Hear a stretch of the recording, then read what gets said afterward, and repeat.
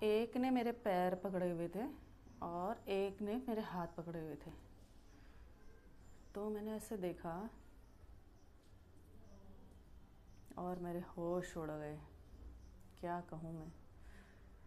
तो बहुत ही ज़्यादा रोंगटे खड़े कर देने वाली ये मेरे साथ एक घटना घटी थी, वो मैं आप लोगों को आज बताने जा रही हूँ।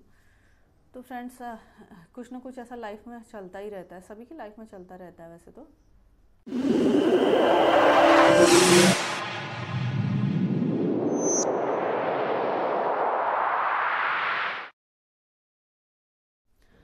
हाय फ्रेंड्स, वेलकम है आप लोगों का आपके ही चैनल में।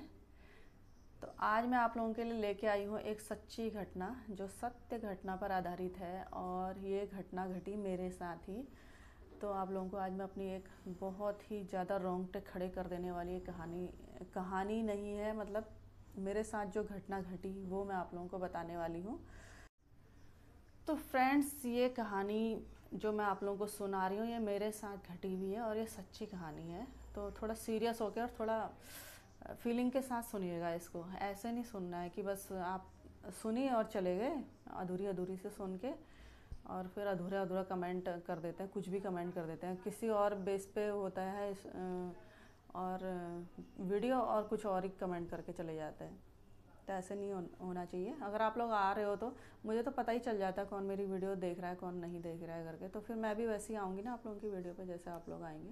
तो जैसा आप चाहते हैं, जैसा दोगे वैसा पाओगे। तो जैसा आप लोग चाहते हैं अपने लिए वैसा ही कीजिएगा।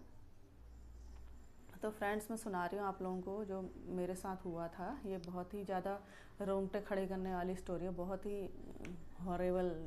ऐसा हर किसी के साथ ऐसा नहीं होता है जैसा मेरे साथ हुआ। मतलब ये चीज़ हर किसी के साथ नहीं होती है, इसीलिए मैं आप लोगों के साथ ये बात शेयर कर रही हूँ।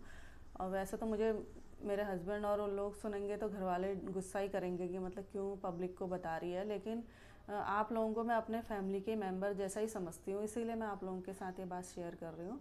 हर किसी के साथ शेयर करना भी अच्छा नहीं लगता है, लेकिन अब आप लोग अपने ही फैमिली का हिस्सा हैं तो आप लोगों को क्या छुपाना।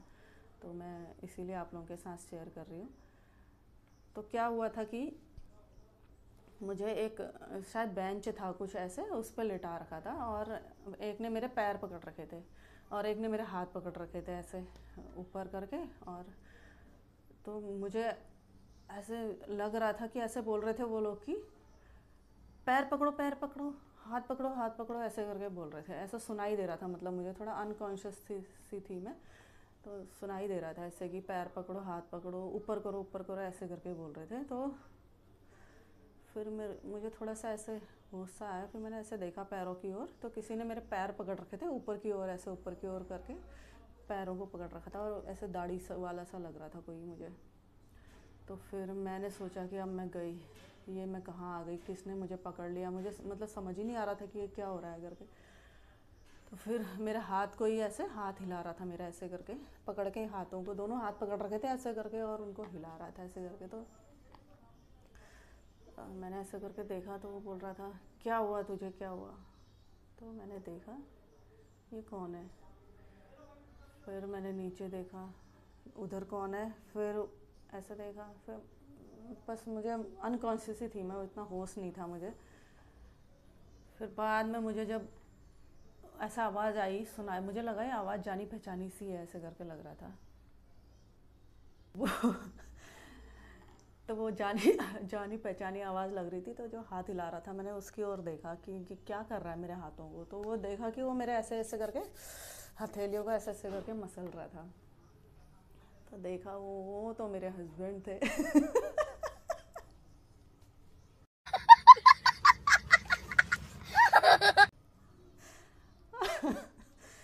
और जो मेरे पैरों की ओर था वो कोई और दूसरा आदमी था, मतलब वो मेरे पैरों को ऐसे पैर के तलवों को रगड़ रहा था ऐसे करके, मुझे मतलब होश में लाने की कोशिश कर रहे थे वो लोग।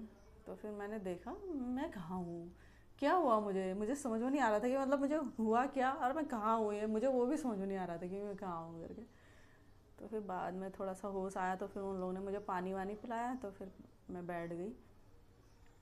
और तो रुको जरा, सबर करो। बताती हूँ अब क्या हुआ था। तो काफ़ी दिन से क्या मेरा मेडिकल चेकअप नहीं हुआ था, तो मुझे थोड़ा शुगर मेरा बढ़ जाता है, तो शुगर बढ़ता है तो फिर क्या होता है, मुझे पता चल जाता है, मतलब मुंह सूखने सा लगता है ऐसे कुछ, और थोड़ा वीकनेस सी आ जाती है, पता चलता है मुझे। तो वैसा ही मुझे कुछ हो रहा था, तो मैंने बोला कि मुझे ब्लड टेस्ट करवाना है। मैं रखती थी हफ्ते में, मतलब फ़ास्ट रखती हूँ मैं अभी भी, और अभी नवरात्रि के शुरू और लास्ट रख रही हूँ, क्योंकि पहले से तो मैं सारे के सारे रखती थी 9 के 9। अभी लेकिन भूख ज़्यादा सहन भी नहीं होती है मुझसे, इसीलिए थोड़ा कम ही रखती हूँ, शुरू और लास्ट ही रखती हूँ, लेकिन हफ्ते में 1 दिन का रखती थी मैं।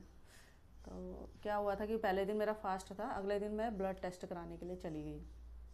अब ब्लड टेस्ट कराने के लिए गई तो उसने, लैब वाले ने जब ब्लड लिया तो एक जगह से निकाला तो आ नहीं रहा था, फिर दूसरी जगह से निकाला फिर नहीं आ रहा था, फिर तीसरी जगह, ऐसे करके 3 जगह उसने मेरे सुई, और मुझे सुई से बहुत डर लगती है, तो उसने सुई से निकाल रहा था, तो ऐसे निकाल रहा था वो, मैंने नहीं देखा था उसको, देखा ही नहीं मैं उसको, और देखती नहीं हूँ ऐसे, क्योंकि मेरे को सोच के ही दर्द होता है, तो मैं देख ही नहीं रही थी उस ओर, बस वो ले रहा था ब्लड, और पता नहीं क्या हुआ, मुझे तो पता ही नहीं चला कि कब क्या हो गया, और बस सीधा मैं बेहोश हो गई।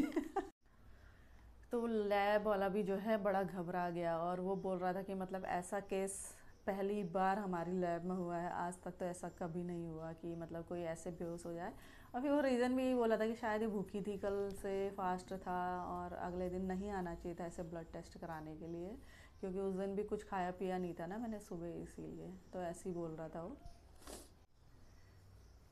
तो फिर वही सब जो मैंने आपको बताया वो सब कुछ सही रियल में हुआ वो चीज़। तो मैं वो जैसे उस चीज़ को इमेजिन करके भी बड़ा ऐसे फील होता है कि मतलब बड़ा डर लगता है मुझे। बाद में ही मतलब मैं सोच रही थी कि वो क्या चीज़ मतलब वो जो चल रहा था मेरे दिमाग में, वो क्या कितना ख़तरनाक था, अगर वो हकीकत में अगर वो कोई चीज़ ऐसी हो रही होती तो कितना ख़तरनाक होता। तो फिर बाद में जब मुझे होश आया तो मुझे हंसी आ रही थी इस बात पे, और फिर मेरे सर पे लगा हुआ था कि शायद मैं कहीं दीवार पे पटक गई थी वहाँ पे। गिर गई थी शायद, बैठे बैठे ही एक दीवार थी वहाँ पे, उस पर मुझे लग गई, तो यहाँ पे मेरा फूल भी गया था इतना सा। तो फिर उसके बाद हम लोग गए घर, और लेकिन मेरे सर पे क्या वो घुमाव घुमाव सा था, कंटिन्यू था पूरा दिन, मतलब घुमाव ही था।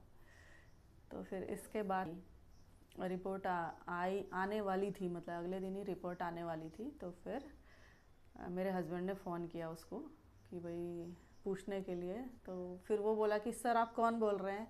तो मेरे हस्बैंड बोले कि अरे यार वही जिसकी वाइफ वहाँ पे बेहोश हो गई थी, वही बोल रहा हूँ मैं।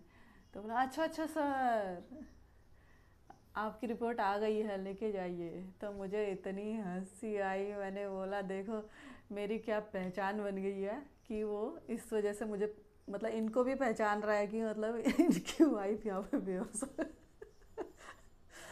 और वो बोल रहा था कि ऐसा मतलब पहली बार हुआ है, आज तक बोल रहा है कि यहाँ पे हमारी लैब में ऐसा कोई हादसा आज तक ऐसा हुआ नहीं कि कोई बेहोश हो गया हो, पहली बार ऐसा हुआ है।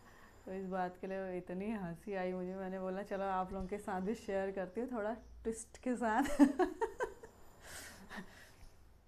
कहानी को ऐसे सीधा सीधा सुनाओ तो मज़ा नहीं आता ना, थोड़ा ट्विस्ट होना चाहिए बीच में। तो थोड़ा हंसी मजाक, हंसी आनी बहुत ज़रूरी है। मेन मकसद मेरा, जो मेन मकसद है आप लोगों को हंसाना, तो वो चीज़ आप लोगों के आनी चाहिए आपके फेस पे।